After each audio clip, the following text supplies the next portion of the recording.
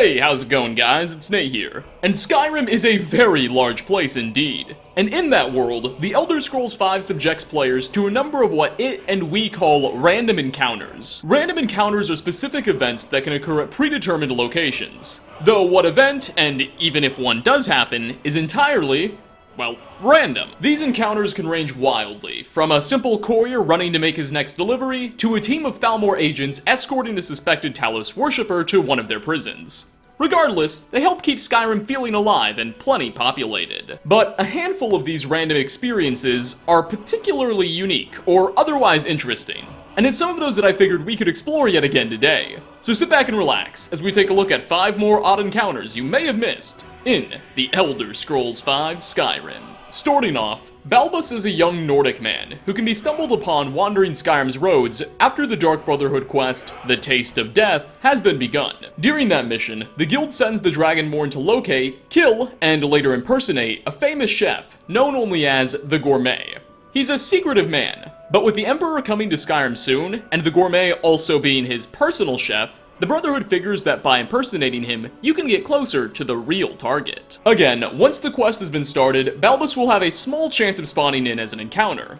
He won't have any real influence on the story, but when approached, the Nord will reveal himself to be a student of the culinary arts, out and about gathering ingredients, and also talk a little bit about his dream to one day meet his favorite chef, you guessed it, the Gourmet. Now, the funny thing here is that depending on whether or not you've already killed the Gourmet and assumed his identity, you'll have some unique options in how you can converse with this character. If you haven't, the player can simply listen to the man ramble on and pretend to be interested.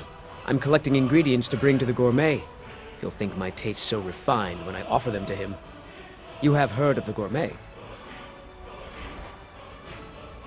Then you know that Gourmet keeps his identity a secret. I'm hoping to discover who he is so I can tell him how he changed my life. For all I know, the Gourmet is a woman. You know, I've heard the Gourmet is in Skyrim right now. But if you're already filling that role and have stolen the fellow's identity, you can tell Balbus that you are in fact the Gourmet himself. Or yourself. This will make him very excited as he rapidly starts grooming you with poorly articulated praise. You have heard of the Gourmet?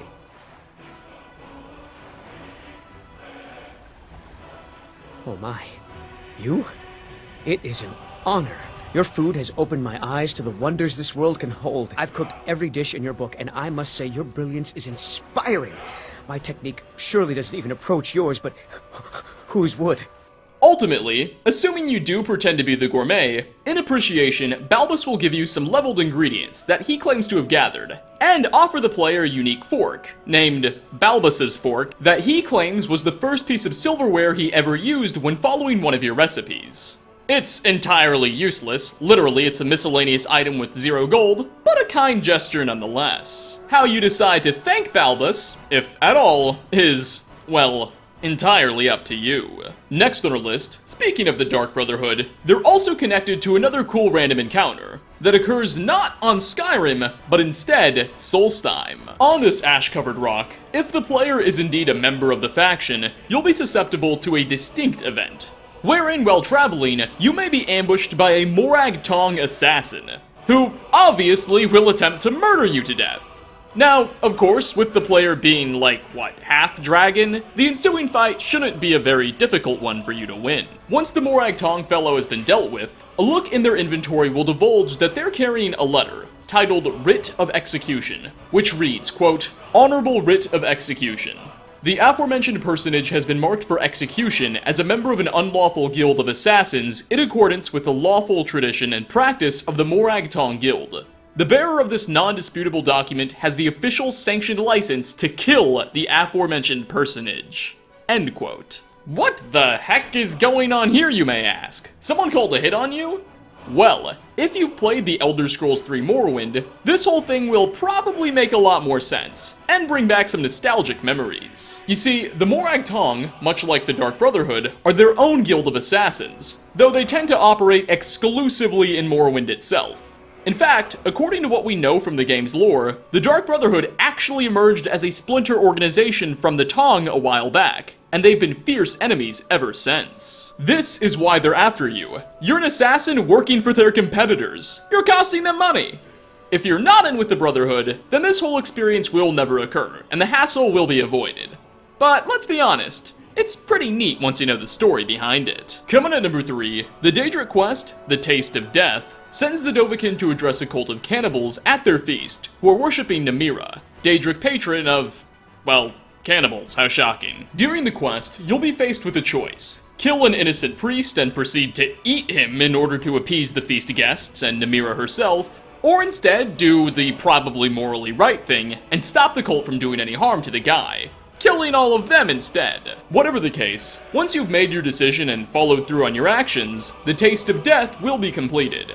However, what you may not know is that that might not be your last meeting with Namira's followers. After the mission is over, there will be a small chance that you may come across an odd Nord fellow by the name of Cigar on a roadside, standing over a corpse. Now, here's where things get a bit cool. His behavior, sort of like Balbus, will be very dependent on the choices you made during the Taste of Death.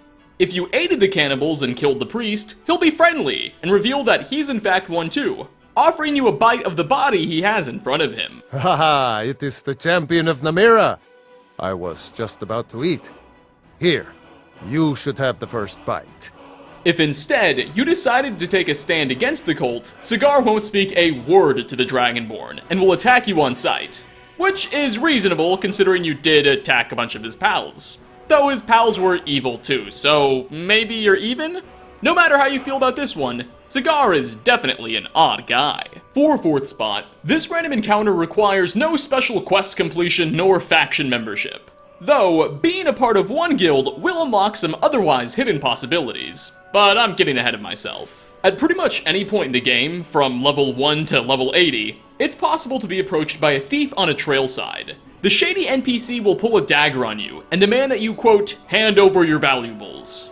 From here, like so often in Skyrim, you do have some choices. Either A, attempt to pass a speech check to convince the thief to just leave you alone, either through persuasion or intimidation, B, refuse and fight to the death, or C, just agree and give the man what he's asking. If you do go this route, which admittedly I find to be pretty hilarious, the thief will mock you and proceed to take a large chunk of gold from your inventory. For me, that was about 200 septums, but it might vary based on how much you have. What a coward. Didn't even put up a proper fight. But as I alluded to earlier, if you're a member of the Thieves Guild yourself, and subject to where you are in the faction's questline, you'll have some additional options. If you're an ordinary member and have some Thieves Guild armor in your inventory, rather than succumb to the demands or fight, you can tell your accoster that you too are with their organization, and from there he'll state that he remembers seeing you in the flagon, and leave you alone. Of course. I've seen you at the flagon. My mistake.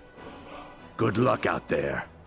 If you've gotten further into the Thieves Guild and managed to become a Nightingale, you can state the fact that you're technically this dude's superior, which in turn will cause him to profusely apologize and then leave you be. A nightingale? Oh, I had no idea. My apologies. Good luck out there. Even better, my personal favorite, if you're already wearing a piece of Nightingale armor when you meet this thief, he'll instantly identify your status. And rather than ask you for money, he'll give you some of his, saying it's your share of the spoils or something. Hail, Nightingale. Luck has shined down on me and made me a rich man. Here is your cut, as promised. Good luck out there. So the next time you see a thief preparing to ambush you on a roadside, do keep in mind that it may not always be that bad of a thing. And finally, last on our list, this random encounter, much like our previous one, does not have any special requirements that need to be met in order to be triggered. You don't have to be a member of any factions, have completed any quests, or be a specific level. It can happen at any time. The context is pretty simple. When traveling, you might come across a body surrounded by 3 pit wolves, who will be very hostile to the player. Once these rascals have been taken care of, you can take a look at the body itself. It's a Dunmer fellow, named Bouncer. In his inventory will be a note, which reads the following. Adril. I need you to go out and find the missing pit wolves before the next tournament. We lost too many during the last fights, and we won't be able to train new ones in time. Find them and bring them back to Crag's Lane at once. End quote. This explains what's been going on here. This bouncer fellow must have worked for a small gang that was running animal fights. Some of the dogs they were using must have escaped at some point in time, and he was sent to go recover them. Alas, the hunter, well, he became the hunted. Funnily enough, the note mentions Crag's Lane.